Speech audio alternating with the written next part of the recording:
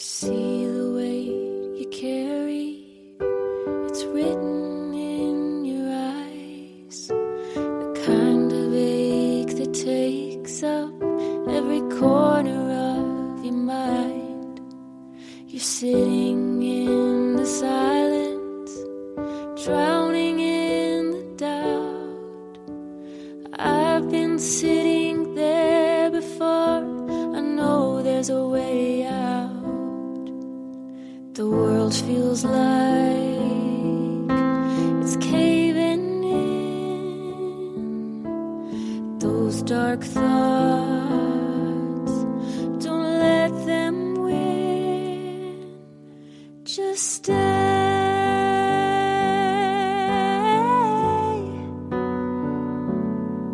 Just stay.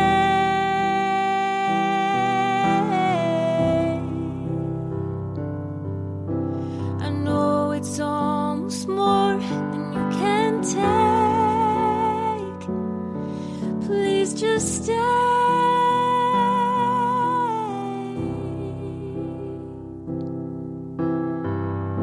I swear the light will find you someday, and you'll be glad you stayed. So just stay.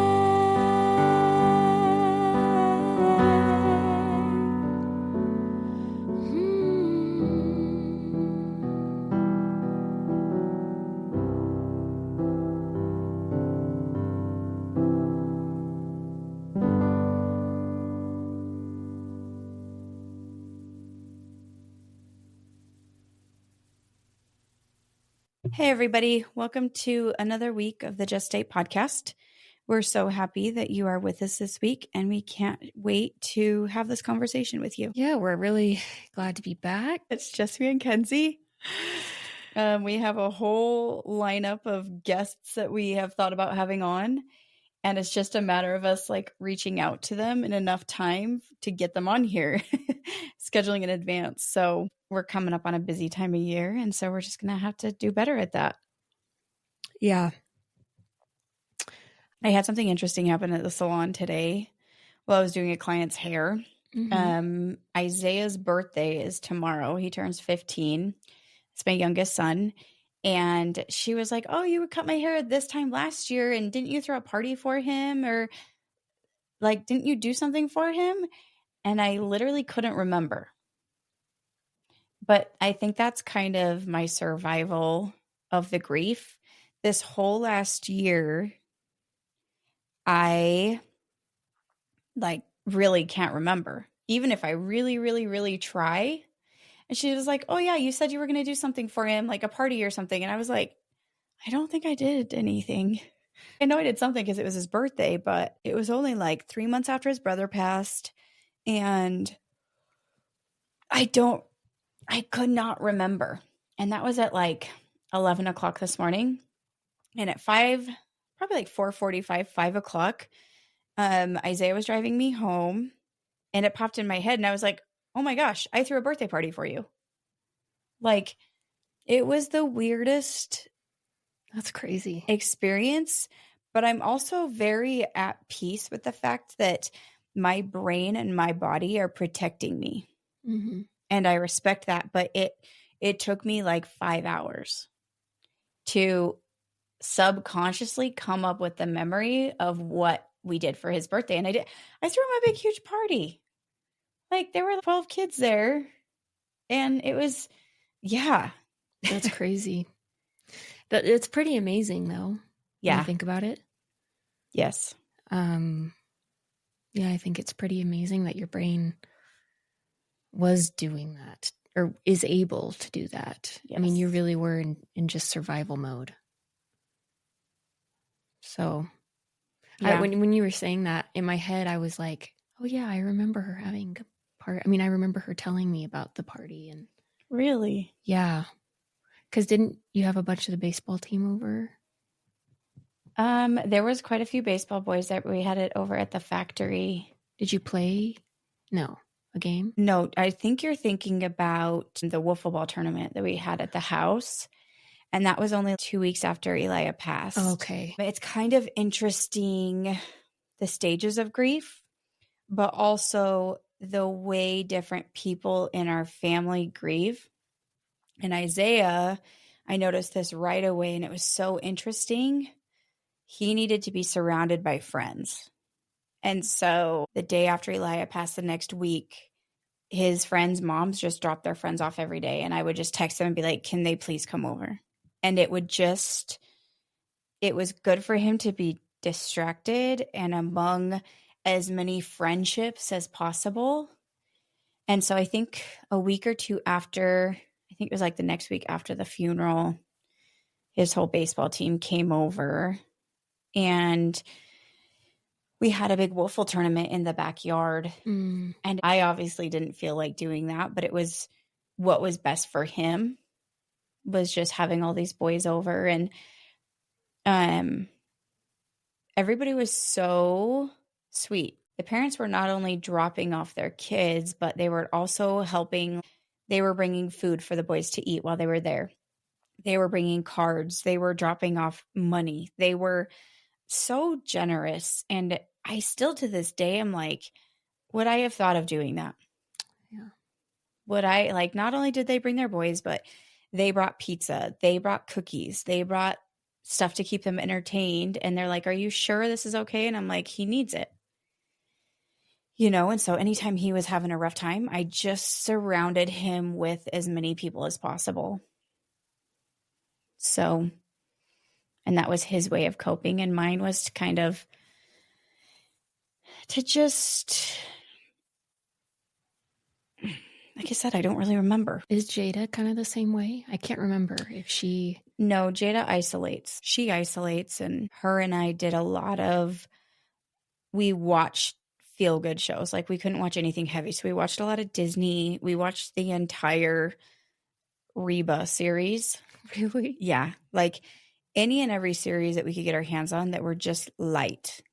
We watched, we colored, we did puzzles, Mm-hmm. And so I think she's kind of inherited my feelings of, if I'm struggling and I need somebody, I'm a burden to them.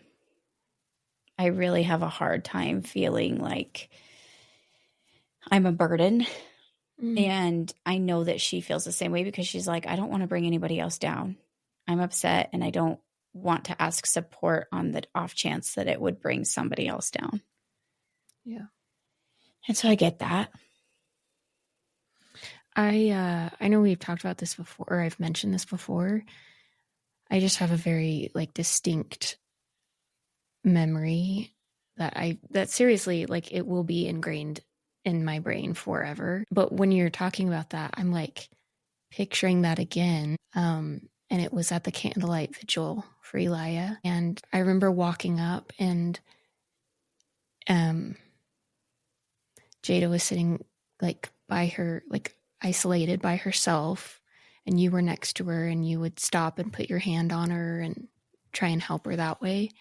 And then I remember seeing you and kind of acknowledging how you were being that strength to your family you needed to be in that moment. And then I remember seeing Isaiah and not thinking that's weird or anything. I just remember acknowledging that he was surrounded by, he had friends all around him. Mm-hmm. And thinking how special it was to be one of his friends there for him in that moment. And then Troy was kind of over on a different side, and he was, hugging people, talking to people. And I hugged Troy, and he said something that I felt like he honestly felt like he was comforting me in that moment, Mm-hmm. which is kind of messed up, that I was clearly shaken. And he said something like, our family, or, you're always welcome in our family, right? You have a place in our family, or something like that. And it was something that I didn't know that I wanted to hear, but I did when he said it. Anyway, so as you're describing this, I'm I'm placing each person in your family and how you just described him like matches up exactly with that very vulnerable moment for your family. It's really cool to see that, I guess, how each person handles grief that way, you know? Yeah. It's so different. Yeah. Yeah. It's kind of interesting what our bodies will do to protect us from the trauma. And I am working through my trauma and my grief. But I've said it before, I almost feel like my brain's way of protecting myself is almost making life right now not feel real. I feel like it's split in between two movies. And there's a movie with Elia. And then there's now this movie that I'm in that's without Elia. But it's almost like the whole movie with Elia was this fictional thing that it's not tangible to me. I can't, it's almost like he was never there. And I know it's my brain protecting myself. And I almost avoid the reality of it. Like I'm letting my brain go there. Being like, this was just a dream. Having him was a dream. Because I know that maybe the reality of it is too much, you know? Mm. But every once in a while, I have to let myself feel it. Like it gets overwhelming to the point where I just can't not feel it. I can only try and imagine what that would be like. And I mean, I think that as someone who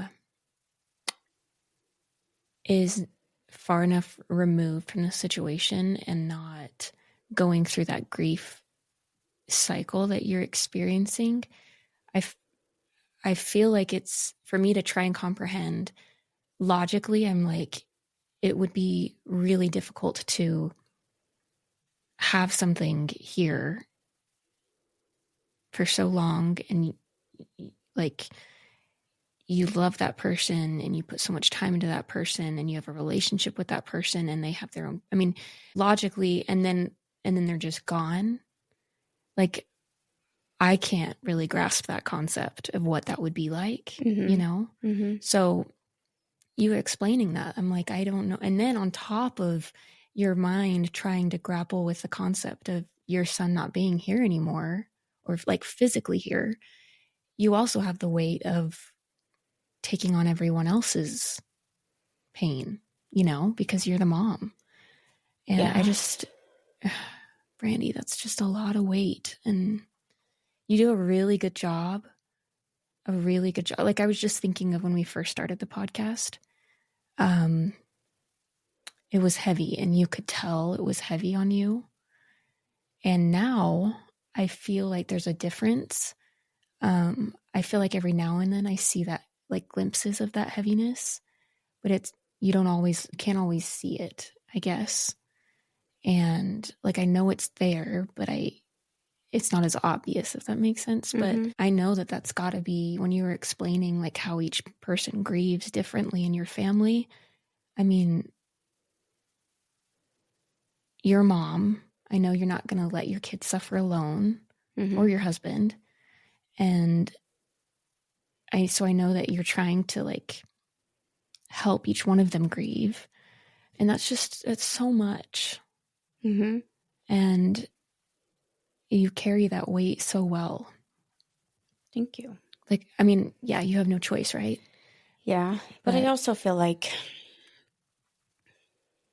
I carry that weight and I'm aware of my family's needs, but I also know that they are very aware of my needs. Like there were some days where my husband absolutely carried me.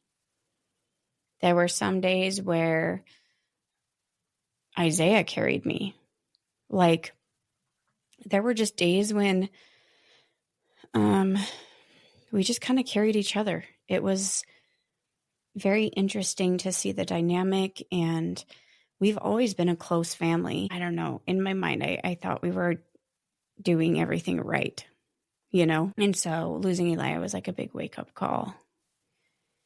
And it's hard not to live in the shame and guilt, But I also tell myself constantly, could not have loved that kid more than I did. Yeah. I am not physically able to love someone more than I loved him.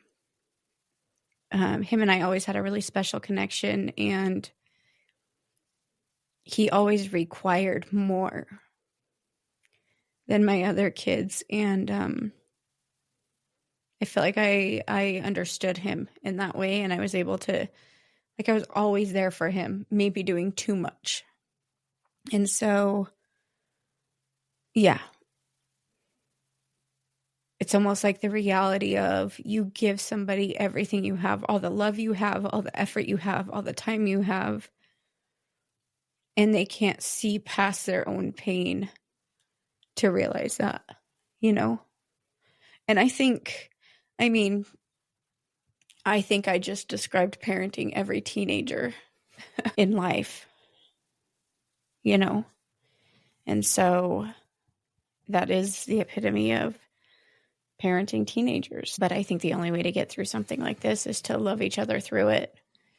I felt it from my husband's family. Like, they were there every day for probably a week and a half, 2 weeks. They were here every single day, and they didn't have to do anything. Like, even just sitting there in silence with us. It's pretty amazing. It is pretty amazing. I know that that nothing will ever take the sting away from losing him. But he is pretty dang lucky to have a mom like you. They all are. Oh, thank you. And I know I say this all the time, but really, you're a mom that goes above and beyond, and you can tell with your relationship with your kids. So, oh, thank you.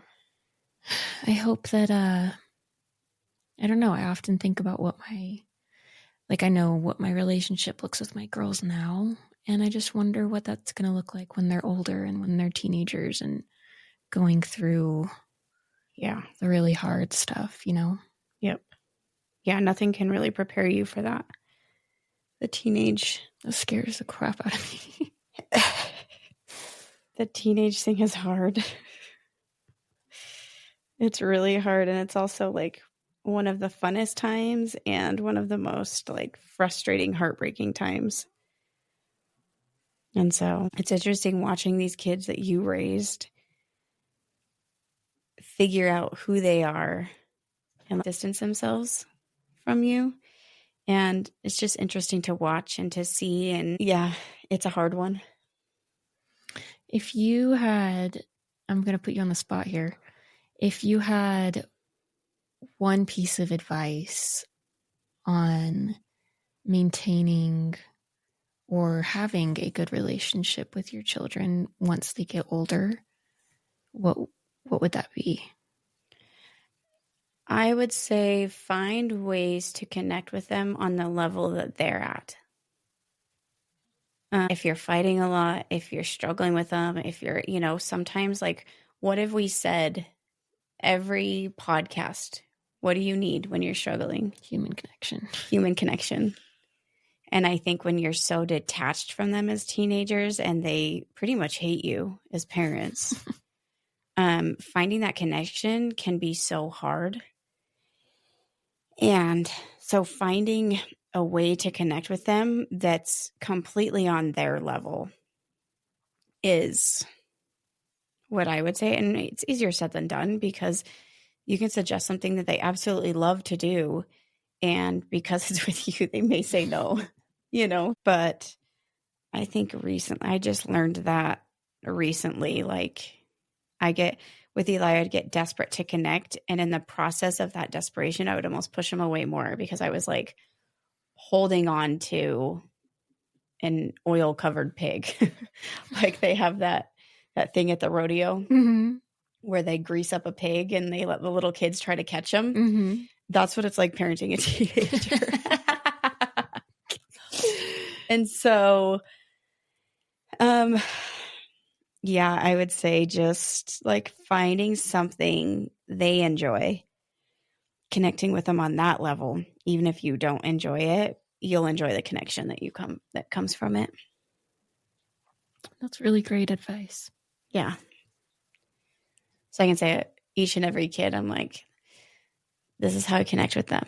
This is how I connect with this one. This is, Eli and I was fishing. We would fish. We'd fight all week and fish on the weekends and start over. Jada, it's art. We go to art studios and we paint pottery and we, do things like that. Isaiah is anything challenging, like the rock climbing and the, Yeah. And it normally has to be not just me with him. It has to be like, I have a lot of his friends. I'm friends with their parents, and that helps so much because it's like a mother-son double date. That's cool. So, yeah, that's been really good for him because I know he needs friends, but I still miss that connection with him. And so we'll go and we'll play pickleball. We'll do doubles with moms and sons, and, That's fun. it's fun. Yeah.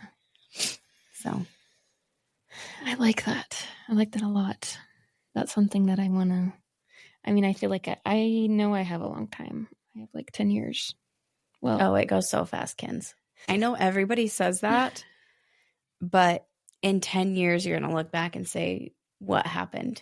And you're going to feel like you ran out of time.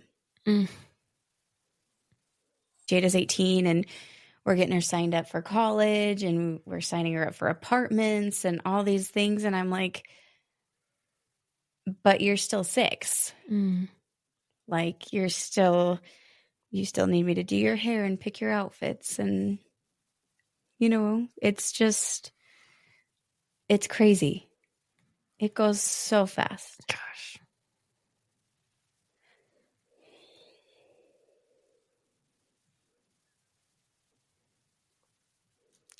Yeah, parenthood's so weird.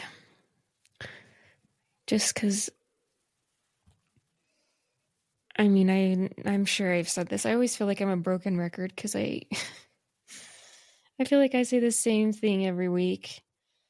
But I just like think about my becoming a mom was a lot harder than I expected, and I have learned to find the joy in it, but there are things that I struggle with, and I think I struggle with the monotony of it. But the thing is I struggled the most with, I always said that I didn't like being a mom. And then I realized that it's because I was depressed. Okay. Like I was so depressed and struggling with that depression and wasn't really recognizing that that's what it was. And now that I've found a way out of that, yeah, there are hard parts of being a mom. There are really hard parts. And there are several times during the day that I'm like, what time is it? Oh my gosh, I cannot wait till I go to bed.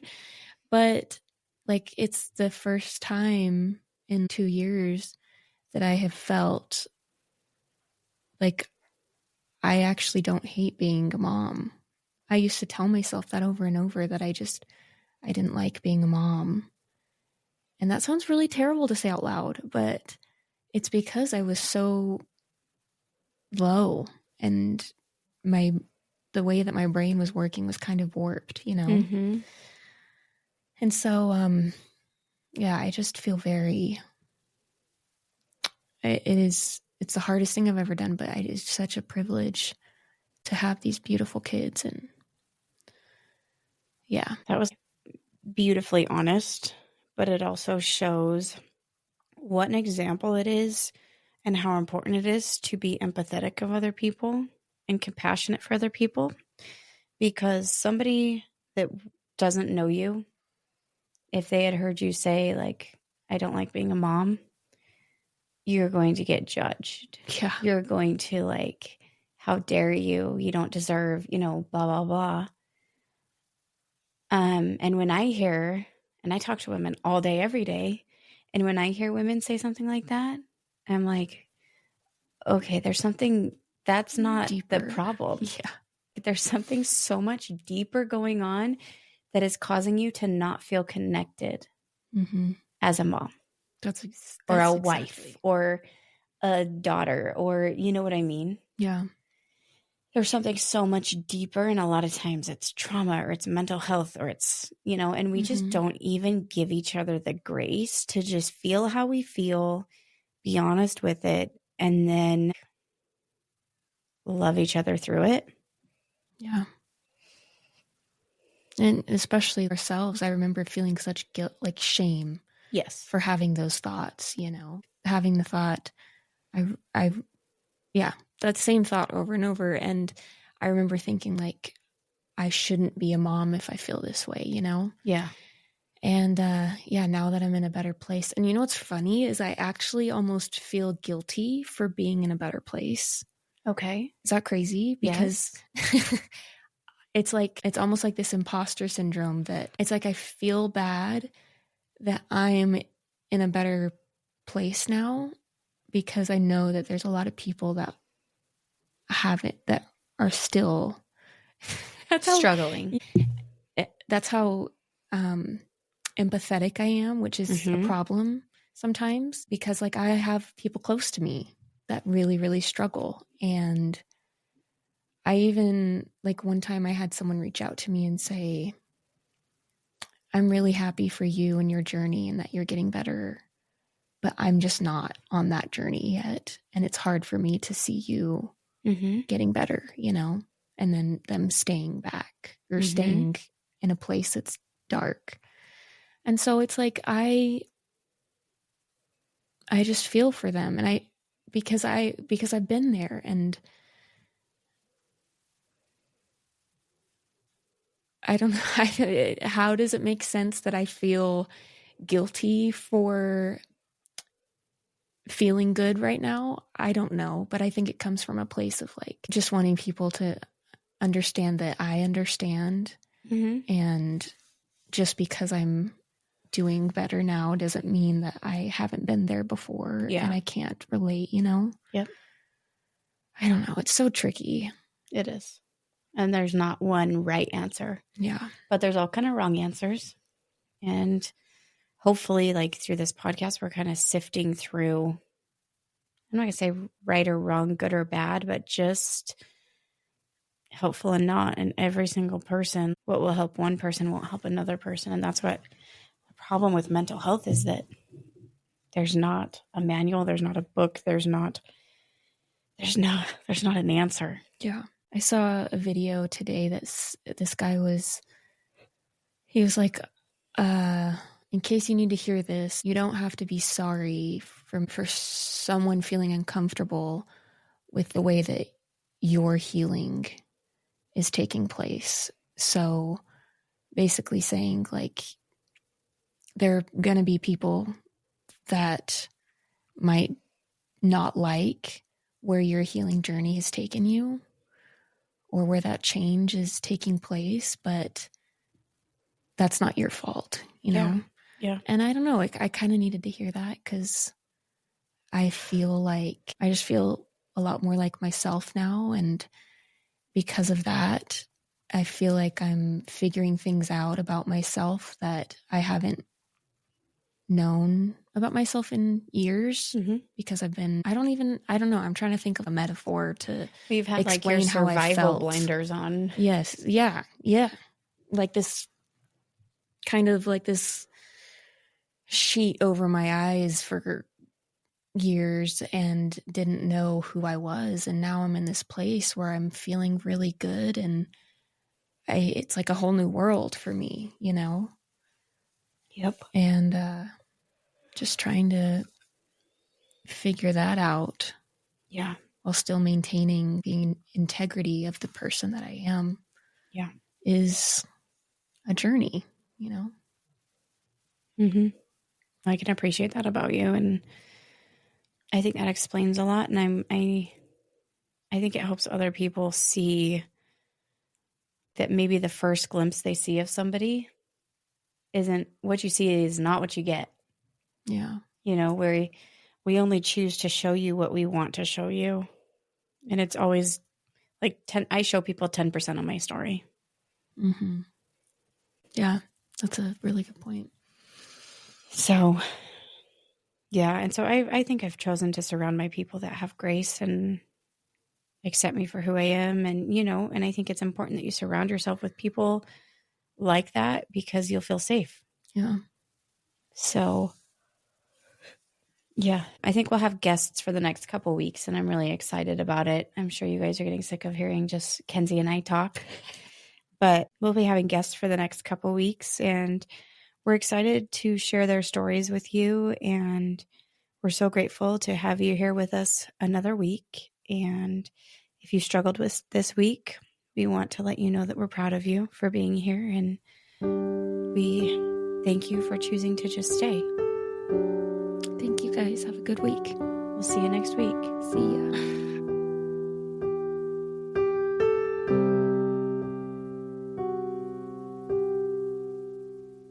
See